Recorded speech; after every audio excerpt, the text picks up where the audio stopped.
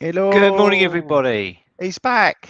He's There back. he is. Yay! Excellent. Good to have you Welcome, back, Joe. everybody. Thanks. It's good to be back. And yeah, missed a lot of action by the looks of things on the markets. Yeah, Yeah, you did. there's a storm of brewing, mate. There's a storm of brewing with We've these been central warning for banks. some time that was happening. Yeah. You heard it here Whirlwind Yeah. first. Wednesday today. Right, nice, like that. Okay, great to be back. Latest episode of Talking Ball is the 15th of June. I'm Joe, joined by Steve and Jamie. Let's get stuck into the latest headlines. So, first up, US producer price inflation was marginally lower. It increased 0.8% for June, which was in line with expectations, while the year on year rate edged lower to 10.8% from 10.9%. Markets are still expecting a very hawkish Fed. Following reported guidance within the Wall Street Journal, there were still strong market expectations that the Federal Reserve would hike interest rates by 75 basis points today at this policy meeting, taking the overall rate to 1.75%. Powell is also expected to deliver a hawkish stance given the need to control inflation. US yields continue to rise. The Treasury has attempted to rally early in the New York session, but there was selling on rallies with into the European close, with a 10-year yield increasing to near 3.45%, which is the highest level for over 10 years. The US dollar continues to march on as well. That hit a fresh 19-year high yesterday, breaking above key resistance at 105. We also noted that the dollar versus the Japanese yen posted a 23-year high above 135.50 before a little bit of a pullback. In terms of risk appetite, that remains pretty vulnerable. Equity markets continue to retreat on Tuesday with further concerns over the impact of global monetary tightening and stagflation. There's been limited Chinese data released. The industrial production increased 0.7% in the year to May after a 2.9% contraction previously. Sterling is getting a bit of a bashing as well. The SNP, the Scottish National Party, outlined plans for a second referendum, which contributed to a further slide in the confidence of the UK outlook. And finally, there's an ad hoc ECB meeting at the European Open on Wednesday. Ooh. The ECB announced that they will hold an ad hoc council meeting to discuss current market conditions. You don't see that very often, Steve or No. Should Jamie. we be concerned, do you think? I think we should maybe. That would suggest that there will be some action coming. Obviously, the ECB haven't moved on rates yet, so they are lagging behind and clearly need to do something to get things under control. So there was Yeah, a because rally in peripheral bonds and a bit of support for the euro off the back of this announcement this morning. yeah, I think it's sort of like probably lends itself to the fact the Fed now talking about 3/4 of a basis point. That seems to be a given now. Yeah, In fact, it'll be a surprise if it's less than that. yeah, So um, obviously the ECB don't want to be left behind too far, and that will have a major impact on your euro dollar, which isn't a impact on the euro rather. That isn't a good thing. And like you say, they don't want to be left behind, left holding the baby. no, Because we are quite fickle people, us traders. yes, We will indeed. I go mean, to in where just their in terms value of is. central bank action. Obviously, we know it's a pretty busy week. We've got the US Federal Reserve policy decision this evening at 7 o'clock. Tomorrow, we've got the Swiss National Bank and the Bank of England. And then on the 17th, we've got the Bank of Japan. So, I'm guessing they're all probably going to take action and do something, whereas the ECB, isn't scheduled to. So, yeah, they need to potentially do something quite quickly, I think. Yeah, it almost feels like coordinated effort, doesn't it? Almost Yeah. feels a bit Oh, well, like that. it's always been like that, hasn't it? With the whole Yeah, QE thing, that was all coordinated as well. yeah. I mean, years before that, it wasn't. Everyone was out for themselves, and then obviously, when after the financial crisis, it was all coordinated, and everyone, worked together to sort of like to create the mess we're in today. So, We're paying for it yeah, now. that feels like it's going to continue. Wow. So, yeah, I'm happy to dive into markets. Just take a look at um, the sort of like really reliable assets in this world, like Bitcoin. So the weekly chart continues to look horrendous. We're still approaching this 20,000 level. Now, obviously, with Oh, this wow. sort of coordinated effort in the background, we can sort of like maybe expect some sort of relief rally at some point, maybe. But it's not giving us that yet.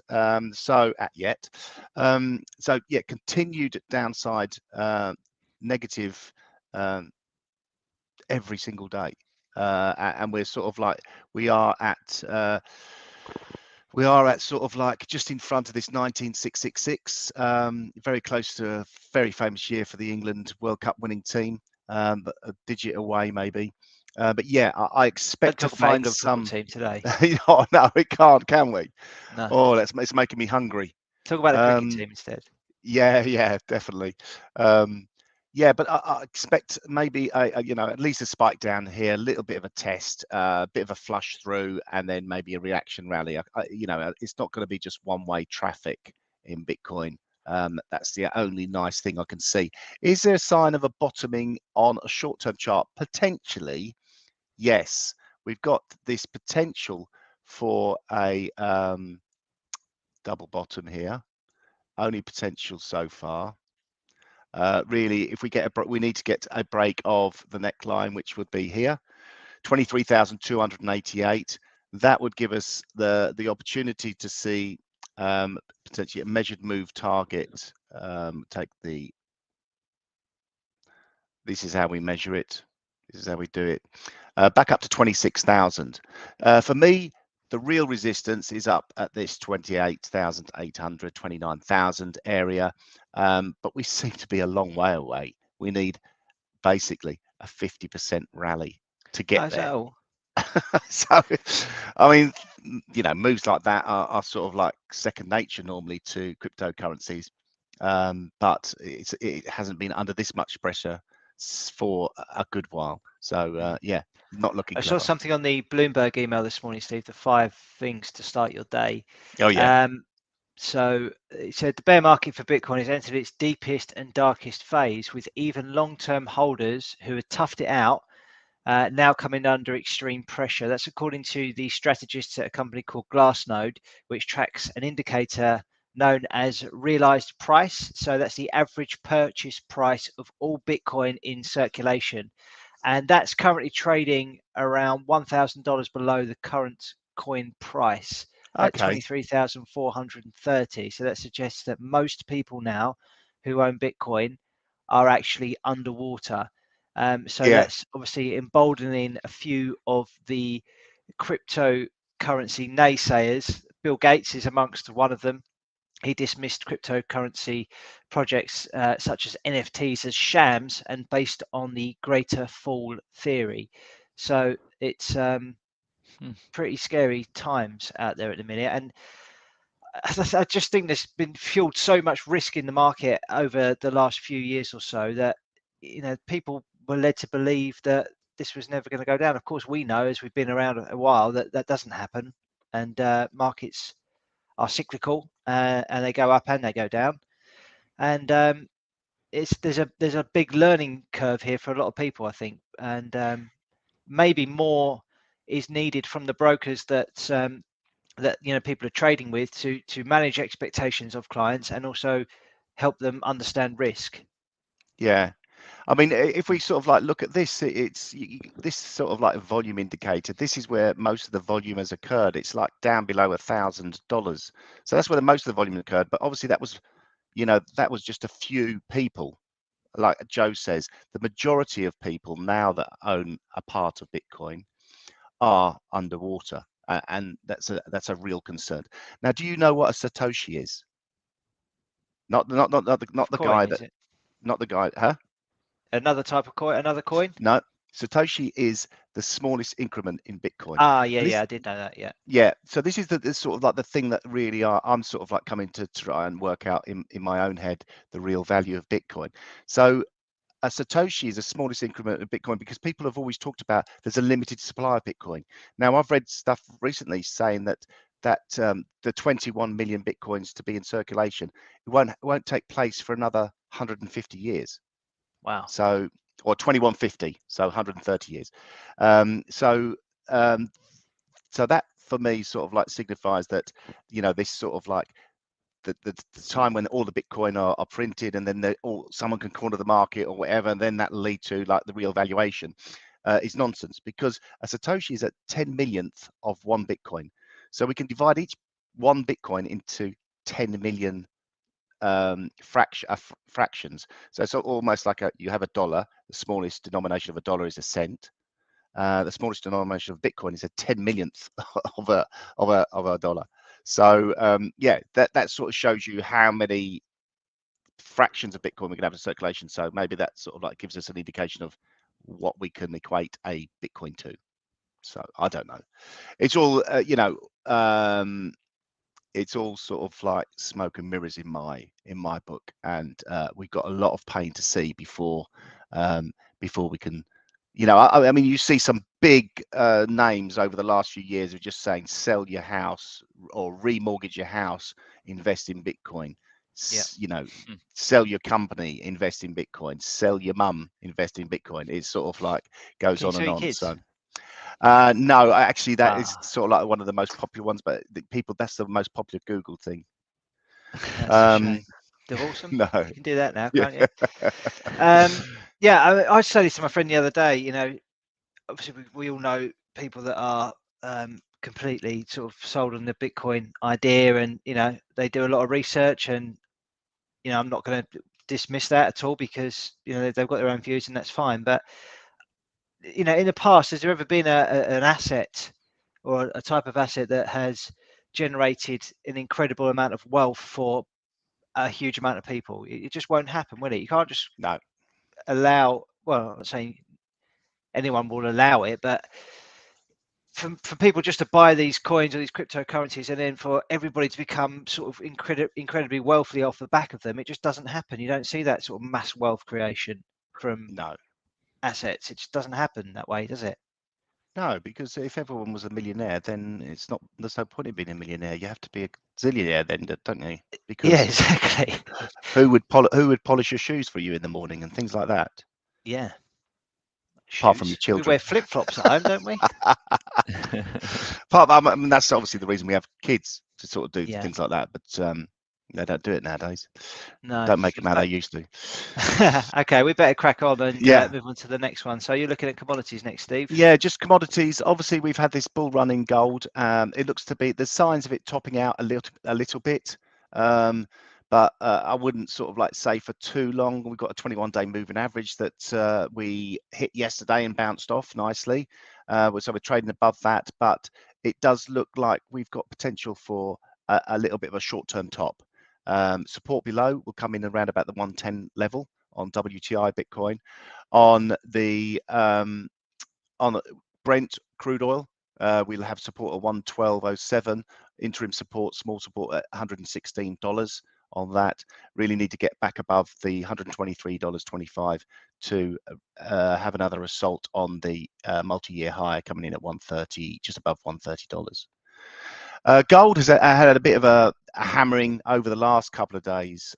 We saw this bearish outside candle formed on the 13th. Yesterday, we saw a follow through negative price action, getting down towards around about the $1,800 level. We've got support just below at 1789, and below that, levels coming in at 1780, and below that 1760.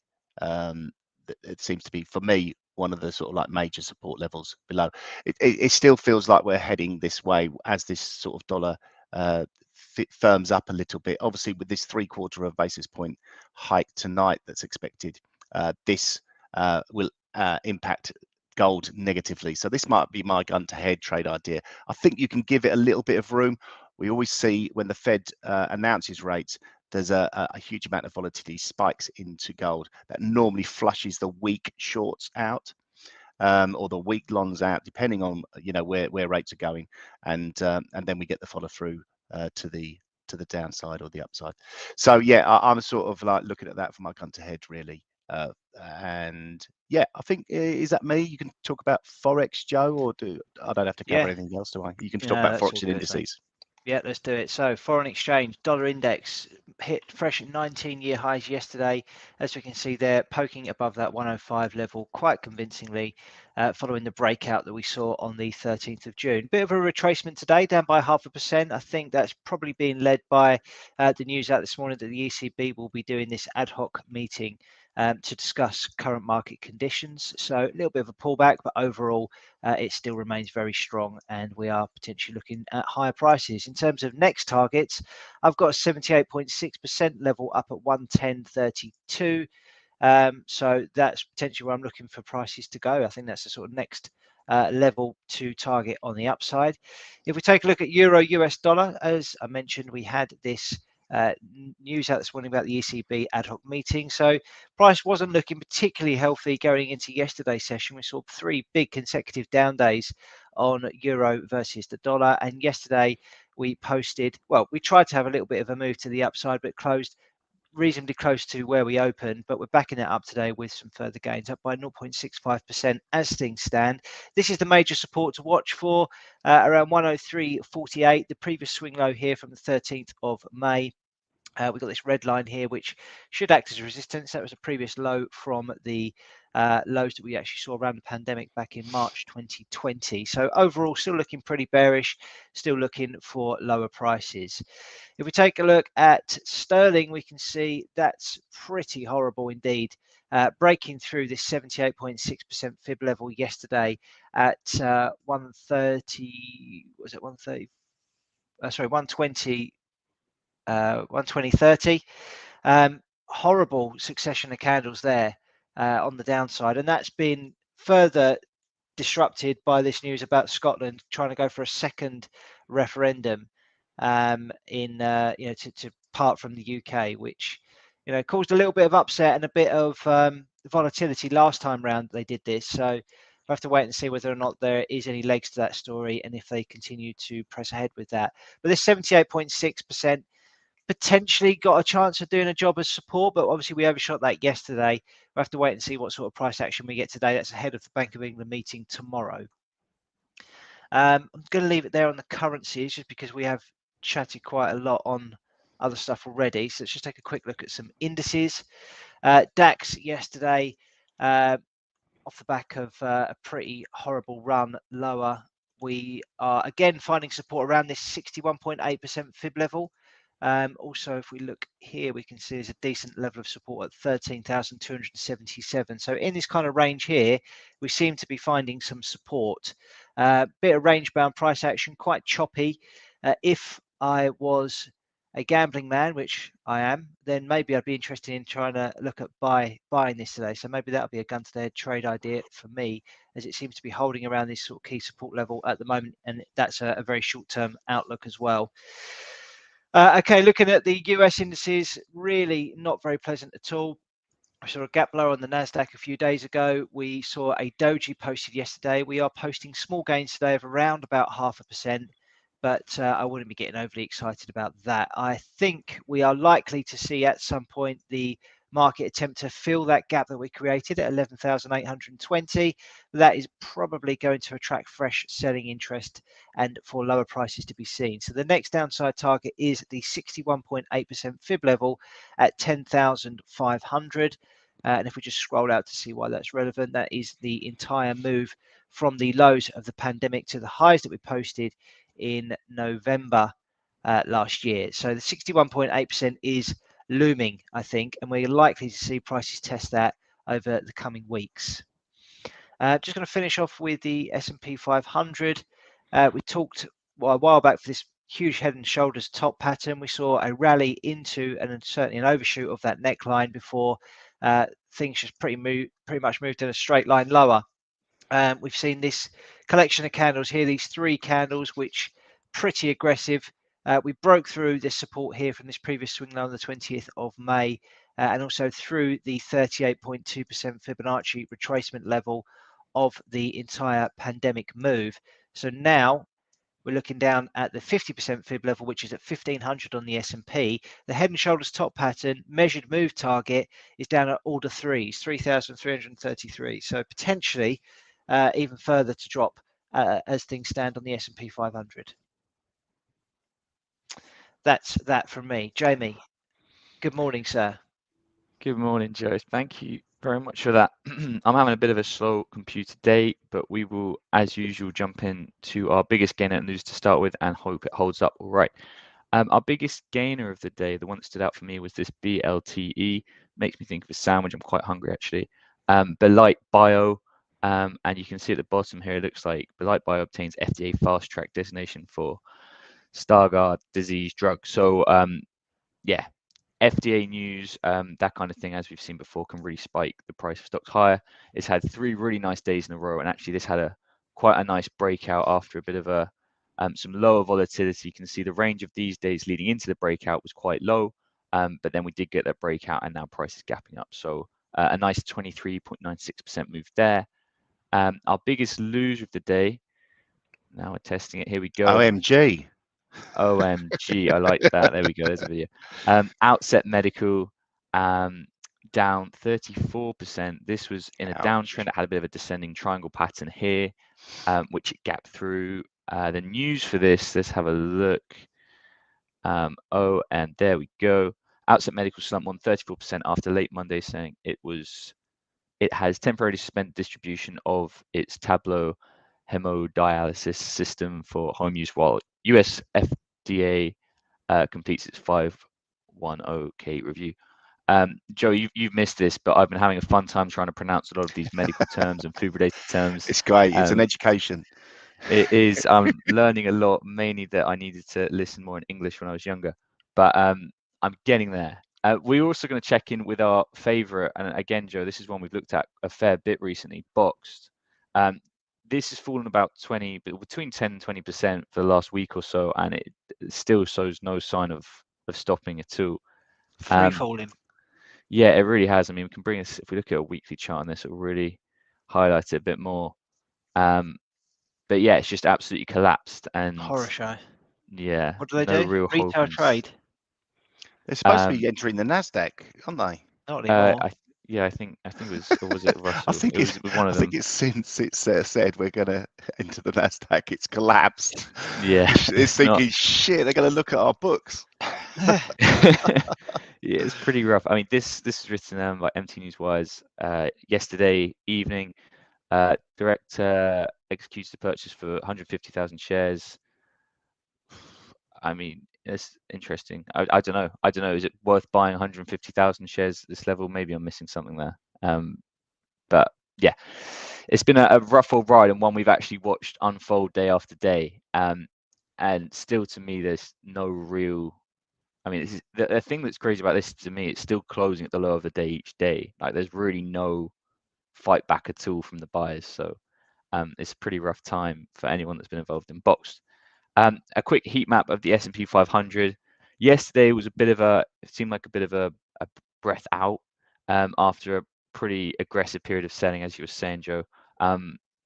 So not a lot of movement, honestly. Slight up days for Apple and Microsoft, slight down days for Amazon, and actually Tesla had not a bad day compared. So not too much report, not too much standing out there.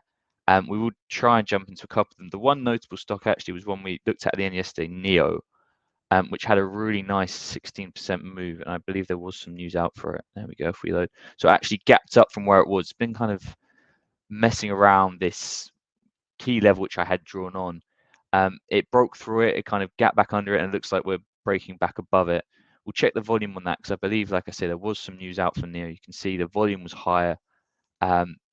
If we look at the news section, let's see, Asian ADRs. I'm not sure what ADR is. Maybe I should look it up. It's an American depository receipt, Jamie. You should know this from who you're studying. Oh, I am studying it says very in hard. The first sentence. Yeah, that's how I know. Yeah, exactly. I skipped down to NEO. You made me think, oh no, I've not been missed it in my studies, but no, I knew that. Of course I did. They were followed by electric vehicle maker NEO and video sharing site, which climbed. Yeah, so a lot of these Chinese and Asian markets moving higher by the looks of it. I think actually, if we take a quick look at Alibaba, I think that had a similar type move, not quite as good, but up 6.81%. So, but yeah, I mean, we've looked at this a lot recently. I don't really know what to make of Alibaba at this stage. It's it's gapping all over the place. It had this really nice move up. It gapped a lot lower. Now it's, I don't know. It's a tricky one to analyze. I don't think I'm particularly interested in this at all at the moment until we get some, I don't know, where's the key levels here for me?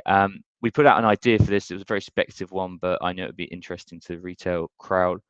Trying to buy it up to this 138 level, but for me, I think we need to see a weekly close above.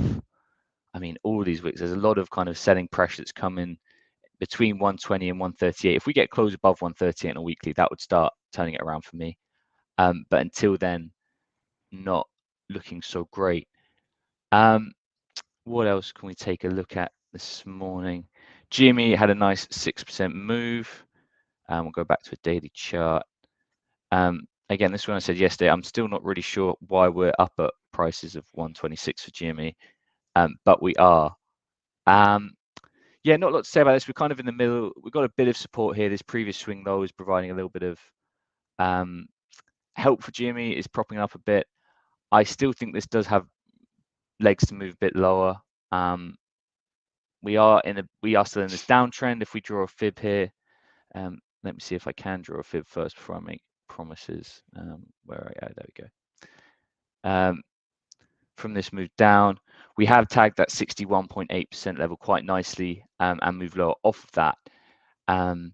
So the key levels for me, if we get a break above this swing high, the 61.8 fib, so that's kind of at about 150, or if we kind of get a break below where we are now, really, if we get break below 115, I think that opens up a move potentially down to this 80 level, which we've seen tested a couple of times.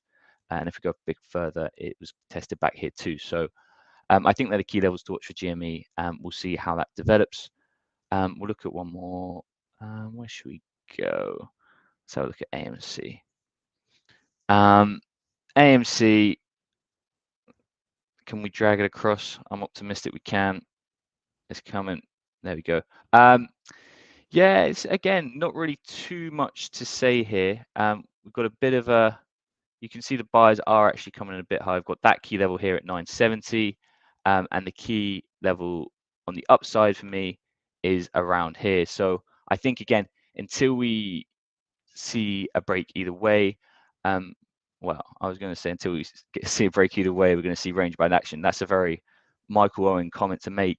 Of course we are, but they're the two key levels for me. I think until it gets above 1611 or if it gets below 970, until then I think it could just be quite choppy and not a lot of net movement. So yeah, like I say, yesterday was a bit of a quieter day, which, I mean, following the 3 really aggressive days we had where a lot of these stocks were down 10-15%, it felt like it was needed. Whether there's any actual power behind these small percentage move upwards, I don't think that's the case. I think there's certainly, as we discussed yesterday, Steve, a lot more room for downside on a lot of these stocks, but that won't necessarily happen overnight.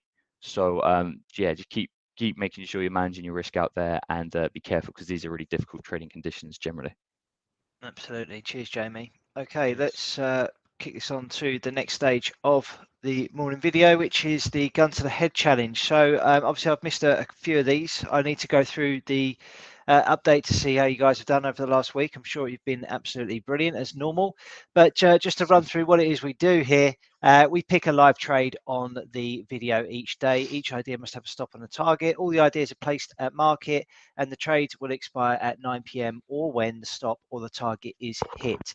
Now, if anybody wants to check how we've done with these trade ideas, you can do so using our TradingView profile, because we publish them here straight away, and they are time-stamped, and you can see how they've done. So you know, we're leaving it all out there for everyone to see. No hiding.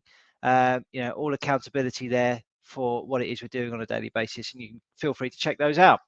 The idea is just, this is a bit of fun really, and trying to showcase our technical skill, but under some time pressure.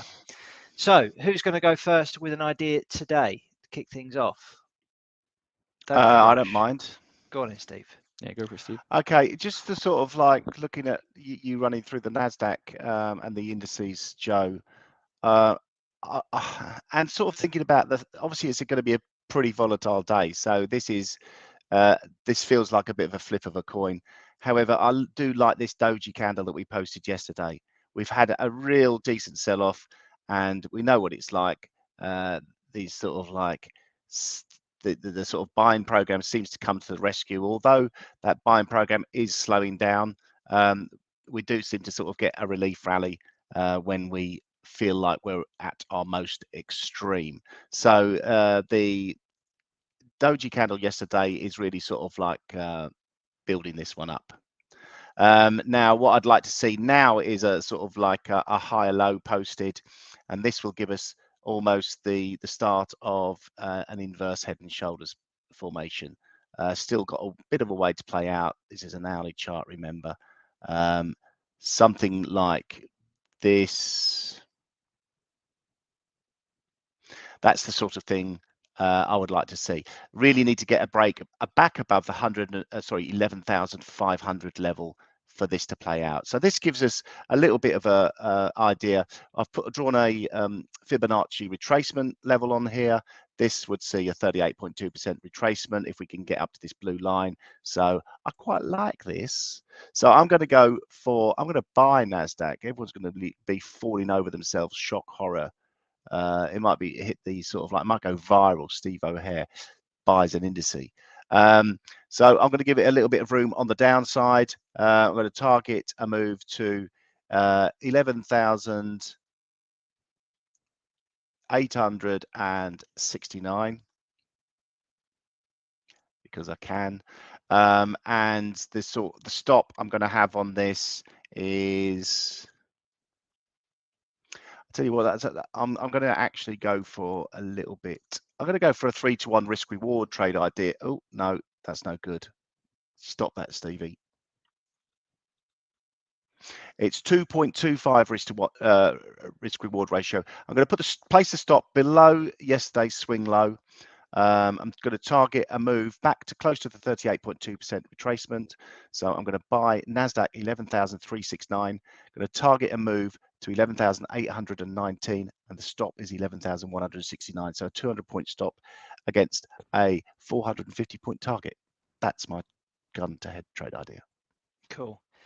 I think we're along the same lines here. I mean, I mentioned it in the analysis that I was doing on the German market on the DAX. I really liked what I saw here on the daily, just because it was sort of holding in this range of price here. So from these sort of lows to this 61.8 seems to be a decent band of support on offer there. Obviously a horror show in the last few days, but potential for some relief to come back into the market. We've got central bank action today from the Fed. So they may want to talk markets up given how negative they've been in recent sessions. So that could potentially help things. So in order to make this a decent trade from a risk reward perspective, I can't actually have my stop loss below this key low, which is what I'd like to do. So what I'm going to do instead is buy at the current price of 13,414. This is going to expire at 9 p.m. UK time. I'm going to have a stop loss at 13,286, and I'm going to target a move to 13,790, which is the 38.2% Fibonacci retracement of this move here. So from these highs to these lows to that blue line is what I'm looking for, which is just a tad over 3R as an outcome today, if that works out. That's me. Over to you, Jamie. Nice one, Joe. Right, let's see if I can pull up my idea. It's coming. There we go. This is New Zealand dollar against the Swiss franc. I would show you that we're in a downtrend on the 4-hour time frame, but I don't want to crash everything. You just have to believe me on that. But what we've seen here is you can see on the left side, we had this in these 3 1-hour trading sessions. So between 7 and 9 o'clock or 10 o'clock yesterday, we had this pretty aggressive move downwards. We've seen a bit of a retracement consolidation back to the 61.8 Fibonacci level.